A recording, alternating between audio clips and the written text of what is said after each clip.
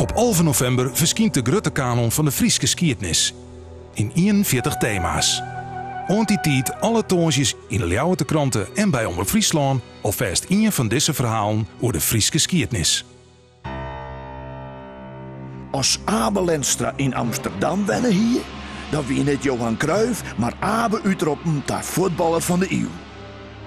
Dat is wat er wel eens zijn wordt over de beste, bekendste en meest eigenzinnige voetballer die Friesland eer gehad had. Abe wie net alleen een fenomeen in zijn eigen provincie. Hij wie ook het eerste echte sportidool van Nederland. En wie de eerste die de titel Sportman van het Jaar dragen mocht.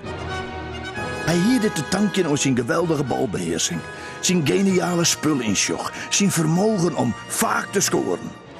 Jongens zijn voetbalkwaliteiten waard hij door de Friesen vooral waarderen om zijn onafhankelijke, vaak dwesse gedrag. Zo waard Abe symbool van het Frieske verlangst om haar zo nou en dan wat aan te zetten in de dominante Hollandse cultuur. Aan het begin van de 20e eeuw groeit het voetbal uit naar de populairste sport in Friesland. In eerst werden voetbalverenigingen alleen in de grotere plakken oprichten.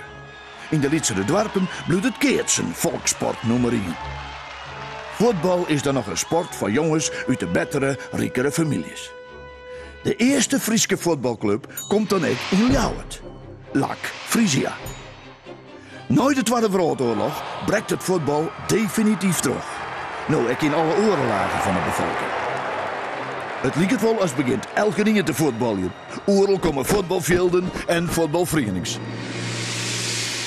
In het Jereveen wen het een jongen die het over bijzondere talenten lijken te beschikken. Hij kan ook griezelig goed voetballen. Maar hij is ook de beste in reetritten, in damjen, biljetten, gymnastiek, atletiek en wat ons net. Abe Lenstra is 15 jaar als er al mooi speelt in het eerste elftal van VV Heerenveen. De voorganger van de joegeduistige profclub. Hij ontwikkelt hem in rap tempo tot de spil van het elftal en leidt zijn club naar grote successen. Er is dan nog geen landelijke profcompetitie, maar het Jereveen wordt nog een keer kampioen van het Noorden. Op zijn jochentje speelt Abe zijn eerste wedstrijd in het Nederlandse elftal. Hij speelt uiteindelijk zo'n 40 wedstrijden voor Oranje en scoort daarin 33 keer. Dat is knap. Maar het hinder nog volle meer wijze kent als Abe net zo vaak spul gaan hier met zijn trainers en de meesten van het voetbalboom. Vaak hier de discussie over de vraag: werd Abe Steemat?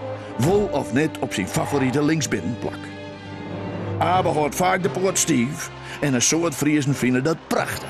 Zo'n dweskop, zijn oer die Hollandse arrogantie. Zo ontstiert de gedachte dat het Frieske talent bewust geen werken wordt door de man uit de Ronestijd. Abe's populariteit groeit nog verder als er keer op keer in interviews vertelt hoe graag had er in Friesland ijsziekje en visje maakt. En een paar mooie aanbiedingen om bij grote clubs in het buitenland te voetballen afslacht. In werkelijkheid is waarschijnlijk angst voor een onwisse toekomst de voornaamste beweegreden om in Friesland te blijven. Pas in 1955, in de laatste jaren van zijn carrière, verhuist het er naar sportclub Enschede. Zijn afscheid bij Heerenveen is net al te feestelijk. Abe hier niet alleen bij Oranje ruzie maken, maar ook in zijn eigen club ben er stadig gewoon nogal wat meisjes die het nog van die Noordse verdetten. In Enschede beleeft Abe nog een paar goede voetbaljaren.